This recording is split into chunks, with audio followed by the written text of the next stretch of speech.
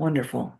Well, welcome to Psychology Social Hour. My name is Shelley Haynes, and I represent the St. Joseph Museums. We have a special guest with us tonight, but before I introduce her, I would like to read a disclaimer. This free virtual series features an educational program on a topic of mental health. This event is for generalized information and is in no way a form of diagnosis. Please consult with your doctor or therapist for specific medical or psychological advice. We are merely starting the discussion to help destigmatize mental health. Mental illnesses, symptoms, diagnosis, and treatment methods are all a highly individualized process. And with that, I would like to introduce Ms. Heidi Custin with Kansas City NAMI, National Alliance on Mental Illness, and she's going to speak with us tonight. Welcome, Heidi. Thank you. You want me to just jump right in there? Just jump right in. Yeah. Okay. So I'm the outreach coordinator for NAMI of Greater Kansas City. So I guess you would say my main purpose in my job is reaching out to people, helping people get support and education and advocating for their mental health, and also for both family members and people living with a mental health condition. So NAMI doesn't just focus on one part of the family or friends. It focuses on the whole, the whole picture. So NAMI started actually in 1979. Even though a lot of people say they've never heard of NAMI, it is actually the largest grassroots mental health organization in the nation. It was started by two women, two mothers who were very frustrated with the mental health system at the time because they lacked the resources, number one, to help family members and people living with a mental illness. And also, they were being blamed. It was a very common thing during that time period for moms, especially, to have the finger pointed at them. It's your fault, which we know today this is not true at all. It's no one's fault. But they started this at the kitchen table and it grew and grew, and now it's all over the United States and in a few other countries as well. So it's pretty exciting. I love NAMI. I've been involved with NAMI for about 14 years now myself. Started as a volunteer, and now I still volunteer and I work part-time. I know that sounds kind of weird, but part of it's job related, part of it's what volunteers do. So I'm just very, very passionate about it because I feel like NAMI, in a sense, saved my own sanity for what our family was living through during those early years. NAMI is peer led. All of our programs are peer led. What that means is if if I'm leading some kind of a family program, I'm either a family member or a close friend and possibly a caregiver of someone living with a mental health condition. If I'm leading a program for people with a mental health condition, I have to have a diagnosis myself. So we're not, it's kind of like with your disclaimer, we're not psychiatrists, we're not counselors out there telling people what they need to do. We're just offering support and education. So I thought I would explain some of our programs that NAMI has. And this is not just NAMI Missouri or NAMI Kansas City, it's all over the nation. And we have some wonderful, wonderful programs. And I have a list beside me so I don't leave anything out. So if I glance over, that's what I'm doing. So I'm going to start with NAMI Basics. So NAMI Basics is a 6-week program for family members and friends of people who are we consider youth, 22 years of age and younger. And it's a class that helps them learn how to navigate their loved one's illness, how to advocate for them, especially in situations like school. I wish I had known about NAMI basics when my own kids were in high school, for example, because like my daughter, she's 35 now. So if you do the math, you can kind of figure out how many years ago that was. She and my son struggled with mental health disorders, and The school was not supportive. They didn't want to have anything to do with them or us as parents because in their eyes, if you have a family member living with a mental health condition, you are absolute trash. And we know this is not true. And things have greatly improved since then, which I'm thankful for. But NAMI Basics just helps those family members learn how to navigate that system and provide the best kind of care for their child, who to call in crisis, and it's just a great program.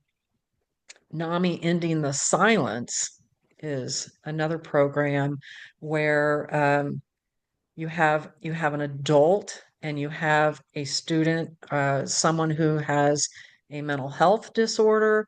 They go into the school and they have like a 90-minute program. There's a video that goes along with this where they can reach the students and um, talk about their mental health and kind of open that discussion in schools. It's a very, all of our programs have very strict training and guidelines that we have to follow. And I feel like that one is probably one of the toughest ones because we're talking to youth and we have to be very gentle, with how we approach mental health and subjects like suicide and all of that. So, but Ending the Silence is a great program. Uh, Family to Family is the next one on my list, and I love Family to Family. I happen to teach Family to Family alongside my husband Joe. We partner with a lot of the things we do for NAMI, and that's one of our volunteer jobs. Family to Family is kind of like NAMI Basics, but it's a little bit longer. It's an 8-week course. We meet once a week for 2.5 hours, and we are for family and friends of um, adults. In our case, I would say it was our adult children. Um, Family to Family saved our sanity. We took it about 14 years ago. Back then, it was a 12-week course, and now it's 8. We actually learned through Family to Family what our son's diagnosis was, and he had been diagnosed with clinical depression at the age of 14, and this was 5 years later. We knew we were seeing things that were. We didn't doubt that he had some depression, but we were seeing things that were way beyond that, like the hearing of the voices and seeing things that weren't there. And it was through Family to Family that we had that aha experience. Our son has paranoid schizophrenia. And it was shortly after the class we finally got the right diagnosis. We learned about crisis intervention team police officers in that class. A lot of people talked about how they feared law enforcement and if they made the call, because their person was acting out and they were fearful that they might harm themselves or others, and just a non-CIT might show up and they're not trained in how to diffuse the situation with mental health disorder. And crisis intervention team is phenomenal.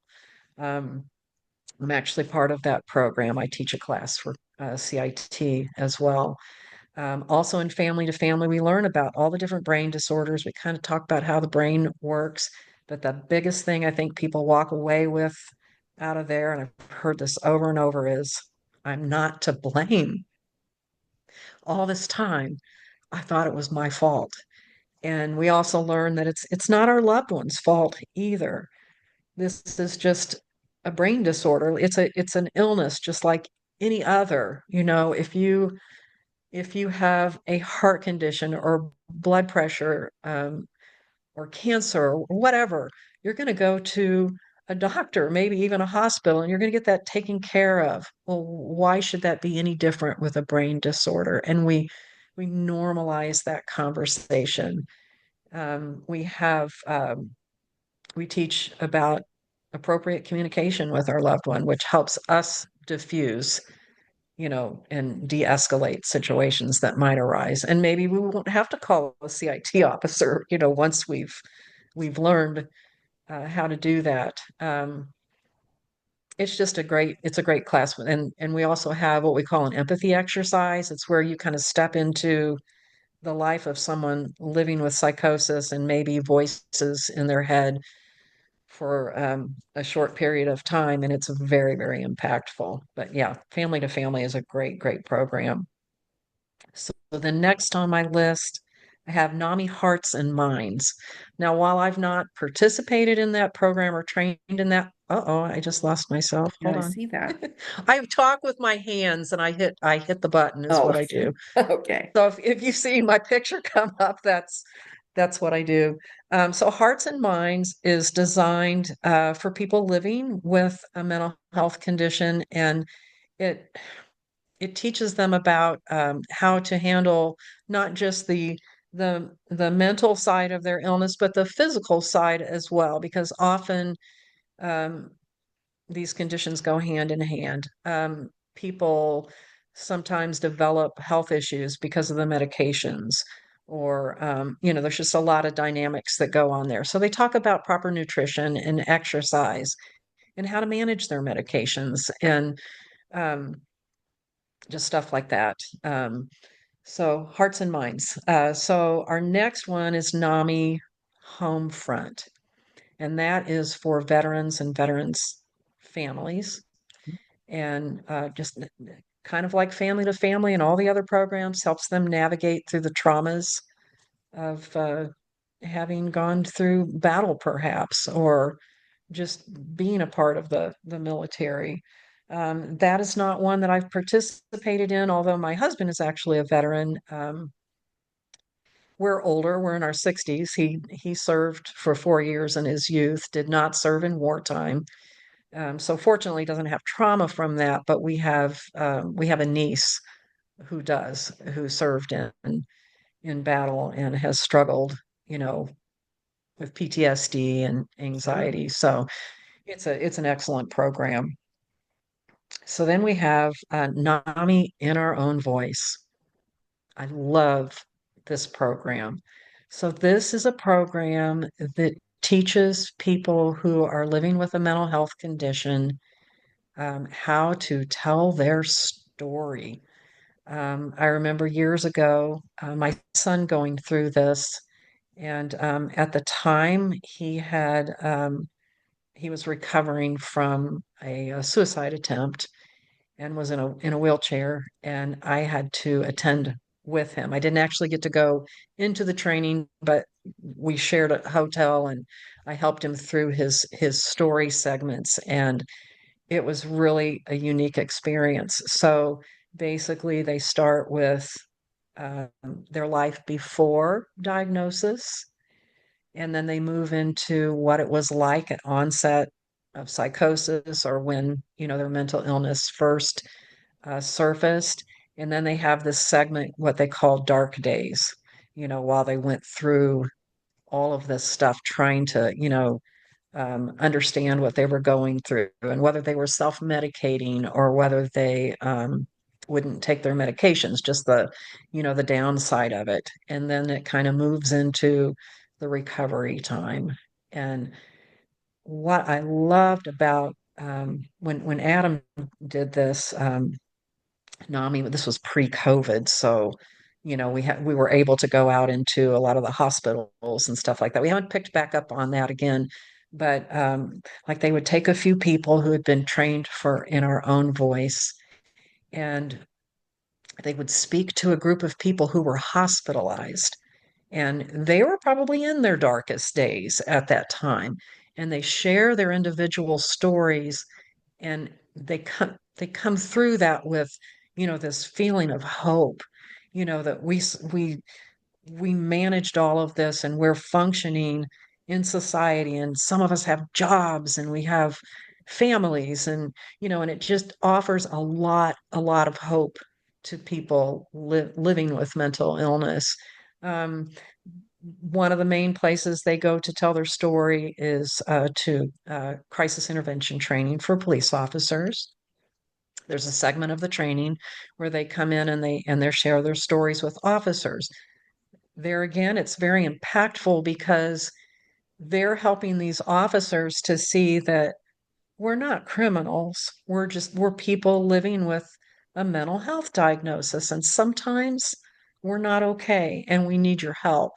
And when they see that face in front of them and when they hear their story, it it just it de-escalates the officers. It really does. And and they're so much more understanding, and I think they get a lot of aha Hmm. experiences, out of that. Take a drink of water. Mm. So then we have NAMI peer to peer. NAMI peer to peer is kind of like NAMI family to family or NAMI basics, but instead of being for the family members, it's for people living with a mental health diagnosis. It's an 8-week class, that kind of teaches them how to navigate and how to deal with medications and things that are kind of thrown their way. NAMI provider. I'm actually right smack dab in the middle of training for that program myself. And so far, I'm very impressed with what NAMI Provider does. So NAMI Provider takes three components. We have someone who teaches a class that's a mental health professional. It could be a therapist, it could be a psychiatrist, it could be a psychiatric nurse, a counselor, just in the field. And we have a family member, and we have a person living in recovery. And so you set up basically a seminar. It can be 4 hours, it can be 8 hours, depending on how you organize it. And you go to say, let's say you go to Rediscover, a mental health facility, and counselors and therapists and all the people in the field are invited to this seminar. And it's a class that shows perspectives from all of these people's points of view, from the professional, from the family, from the lived experience. And I noticed in the training, they've pulled some of the information like from our family to family training.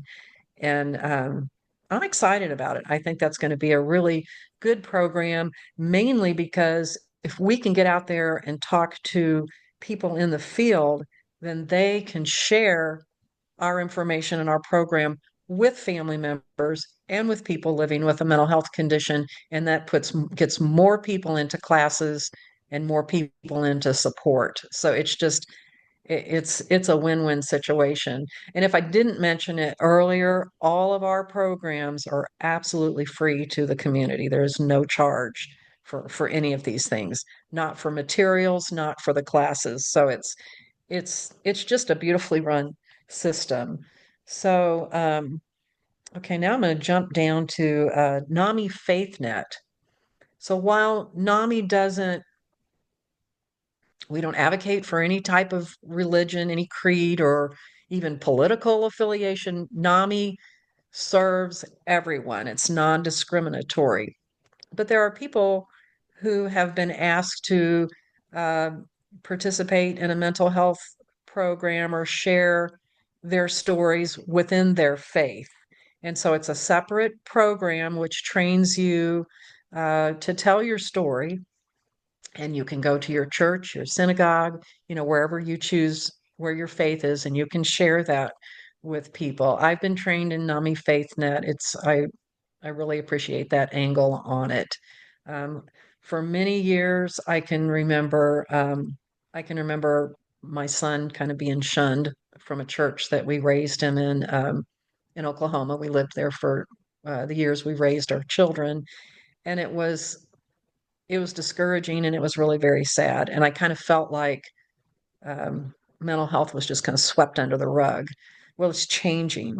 Um, it started changing a little bit pre-COVID, but man, once COVID hit, people all of a sudden were recognizing that, oh, we have some problems with mental health, and they're seeing that in the church. And I kind of smile to myself because I think, well, it's always been there. Hmm. But if that can be what I call like the silver lining, you know, to COVID, so be it. If they're willing to let us in, and we're getting into more and more places of faith and sharing that, and I think that's just very, very helpful because where's the first place many people go when they're struggling with something? It's maybe to their pastor or the leader of their faith.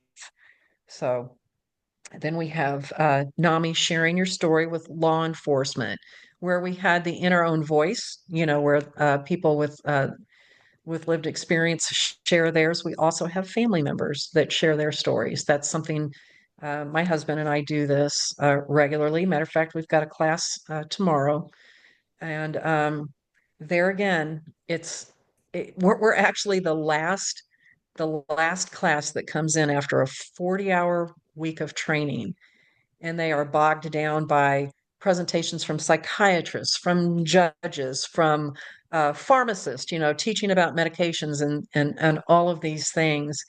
And they're exhausted. Some of them probably go in there not really wanting to be there, I would guess. I've done things my way for so many years, but they're voluntold, so they go. And we kind of feel like it's our job at the end of the week to come in and really knock it to them and change hearts and minds. And it happens. It happens every single time. And it's just a beautiful transformation. And I remember when I first started with that program, nobody showed pictures or anything. A friend of mine who uh, was advocating for her son in a different avenue, she said, "You have to bring a picture. You have to make this real." And so I brought pictures, and then someone helped me with a PowerPoint, and I was the first person to do a PowerPoint presentation. But that was the one of the main comments that we got, that this made this real because you showed your journey, from the childhood on, and you could see this change, in this person through the pictures. The pictures tell a story.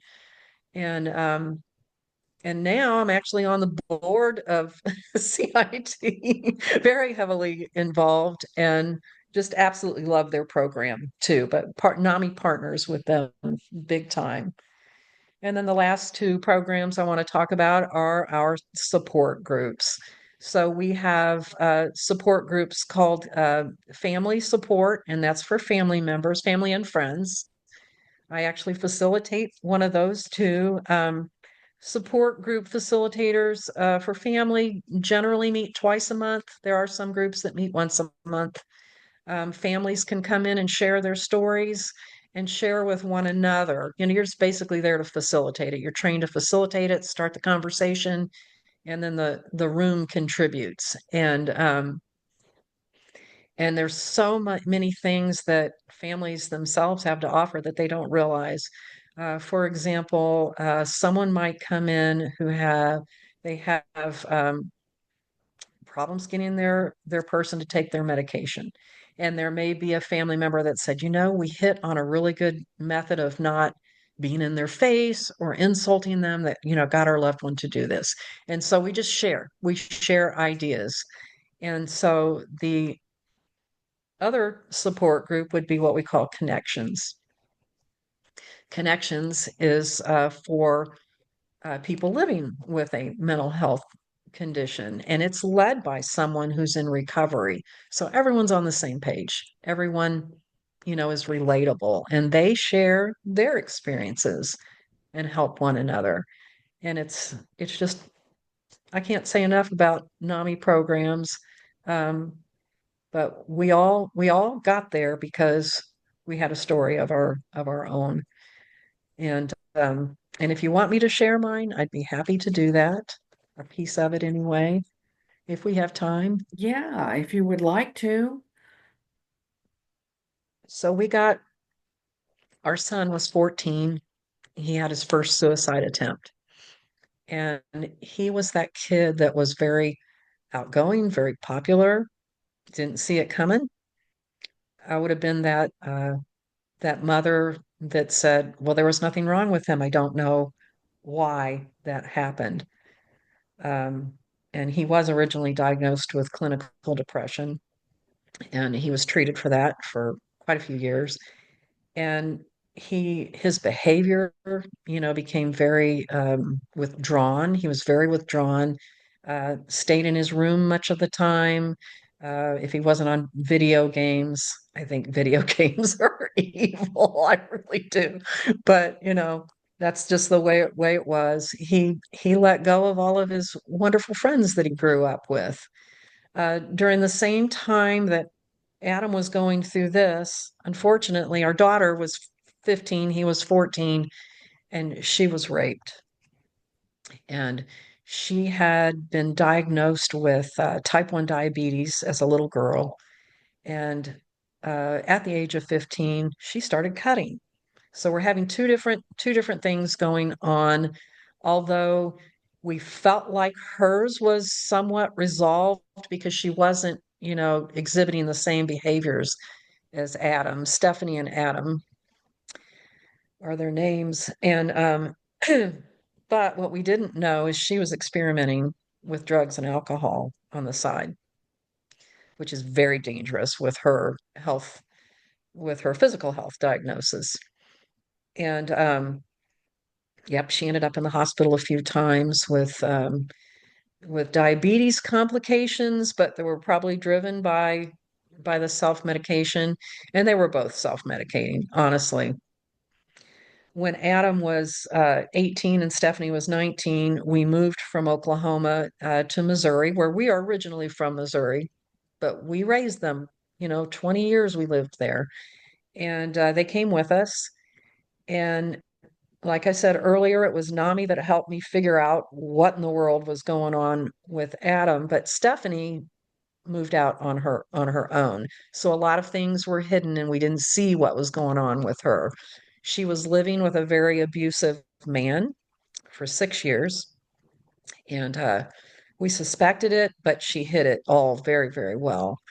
Um, when Adam was 21, and we had been through our NAMI training and all of this, our communication became pretty good with Adam, but it didn't change the fact that he was in psychosis much of the time, and he was often suicidal. Between the ages of 14 and 21, Adam had at least two suicide attempts a year. Mm. And at 21, we had a big whammy. He was in a facility and told a girl that he had met, that he became friends with, that he wanted to take his life. And she provided our son with 100 morphine pills. Oh my. Hmm. Said, my grandma's got cancer. I can get you some morphine. So she gave those to Adam. He took a picture of them on his phone in the shape of a heart. I counted them. There were 100. Oh. There were 3 left on his pillow the night he took them. Adam went into a coma. Adam was declared brain dead, and his body organs were shutting down. And we, of course, made that horrible decision that no parent wants to make. And we gathered friends and family around to remove him from life support. There were probably 50 people in that ICU room, including NAMI. They supported us through and through everything.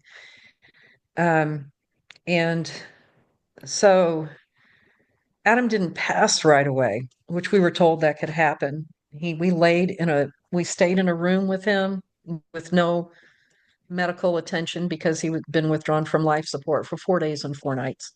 Oh, wow. And mhm, we had several brothers and sisters that stayed with us. We had tons of people in this little room, but it's what we did. And on the fourth day, one of my siblings, I have 5 siblings, one sibling who couldn't be there came through to say goodbye. And when he did, our son spoke. Yeah, yeah, how you doing?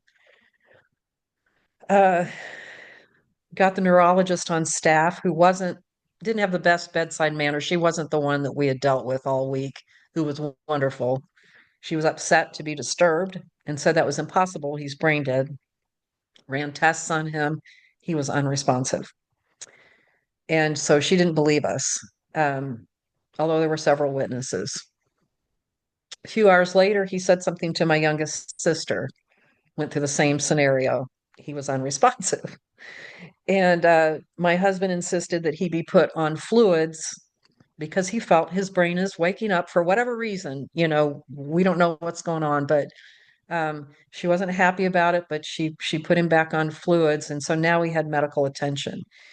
That evening, a nurse came in with her clipboard, and finally, he sat straight up in bed. He said, "I'm hungry. Can I have a piece of cheese?" Oh my gosh. And she nearly dropped the clipboard. She said, "This is not possible." And we're like, "But here he is."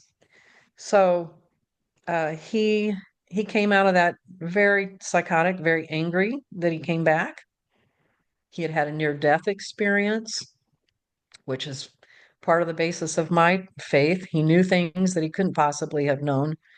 Um, it was it was a miracle. It was a medical miracle or whatever you want to call it. It happened. Um, no rehabilitation center would accept him in the state of Missouri or any state connected to Missouri or on the borders us because he had schizophrenia and he had had a stroke and he needed physical rehabilitation. So Research Psychiatric Hospital said, "Hey, we'll keep him in a room. We'll keep an eye on him." And so he was taken there a couple of weeks leaving the hospital. He at that time was walking with a cane, a little unsteady, but walking with a cane. About a week later, he was using a walker. And when we questioned it, they said, well, he'd been falling a lot. Week after that, he was in a wheelchair. Week after that, he was in a wheelchair with his head supported, and he was not there. He was sitting in that chair, but he was not there. And so he was taken to the brain unit on the other side of the hospital, and he laid there for 5.5 weeks, unresponsive. And then one day, he said hi to a doctor. And at this point, a rehab center accepted him because he couldn't move. He could do nothing. He was on a feeding tube, all of this. Through our journey with him in the rehab center, we quickly learned that Adam had no evidence of schizophrenia or any mental illness whatsoever. Second miracle, boom. He did have short and long term memories. He could remember every single thing he had been through. He could share with you how it felt to have schizophrenia, some of the thoughts that went through his mind, which made him a great in our own voice speaker, right?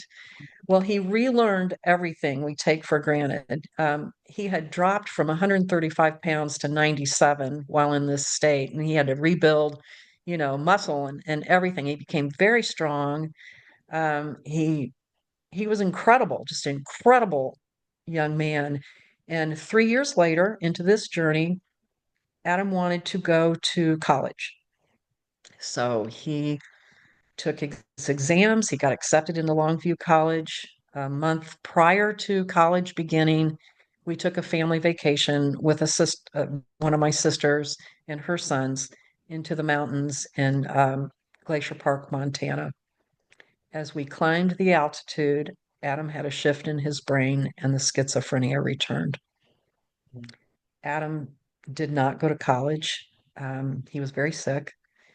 What Adam did do was he remained compliant. He took his medications. He saw his doctors. He didn't self medicate. He did all the right things, but absolutely nothing could touch his symptoms. That following Christmas morning, Adam ended his life in the middle of the night. So, very tragic, very sad ending for us. However, we then learned that that was the day of his funeral was the day we learned how abusive our daughter's boyfriend had been and how dependent she was on managing her symptoms with drugs, unfortunately. She couldn't drink because that affected her diabetes, but so she self-medicated with drugs. The day of Adam's celebration of life, she left that man shortly after she met another man who is now our son-in-law. But at the time, they both were dealing with addiction. When COVID hit, they were unable to get their drugs. It's just like anything else that was not available to them. And during a time that was horrible for most of the world, and they were very secluded in their home, they chose to become free of addiction. And we're talking meth addiction, which is the only 2% of the population actually recover from this. And they took support groups for mental health through NAMI online. Everything was online. They went through drug rehabilitation online, and she went through domestic abuse survivor uh, support online. As of this month, November 1st, they have been free for 4 years. So we have a tragic story and we have a success story, but it's how she coped with, the loss of her brother, with the rape, and just and the abuse of this other man, and today I can say that she and her husband are just two amazing individuals. And I like to share that, with people when we talk about Adam, because that's our hope story. That's our showing that, you know, there is tragedy for a lot of people and a lot of family members, and we've certainly lived through that, but there's also success and hope. And we saw that in both of our kids. Unfortunately for Adam, it was an unfair deal all the way around. He knew what it felt like to be normal, then to be sick, and then to be normal as an adult, and then bam. So yeah, so that is my why. And everyone has a story. Everyone in NAMI has a story. And I think it's just another reason and way that NAMI is so powerful, Mhm. because we connect through those stories. Absolutely. Thank you so much for sharing your story, Heidi. That is so tragic. Um, It is. It's hard, yeah, but doing what we do keeps Adam alive, you know. yeah. For people that are interested in getting involved with the program, what is the best way to do that? Okay, so I would go to NAMI, NAMI, Missouri.org. NAMI is our state organization. We're an affiliate under the state. So we have affiliate state and then we have national.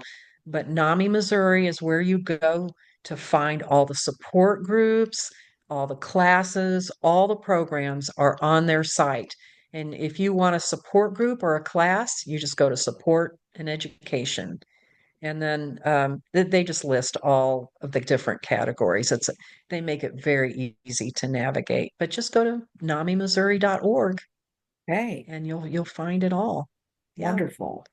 Yeah. And if you want to reach out to me in the Kansas City area, uh, we do, like I said, we do a lot of health fairs and events and stuff like that. And yes, we will travel to St. Joseph if you need us there for something. My husband and I personally travel out of the city to do CITs in rural counties and stuff like that too. So we're not adverse to traveling. If you want to hear more about NAMI or have us come in someplace to help somebody get NAMI started, in your organization or in your facility, whatever, we're more than happy to do that. And I'll just tell you my email that you can reach me at, and it's Heidi, Heidi.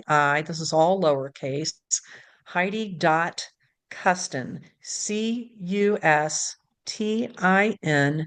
at NAMI, NAMI, greater KC.org.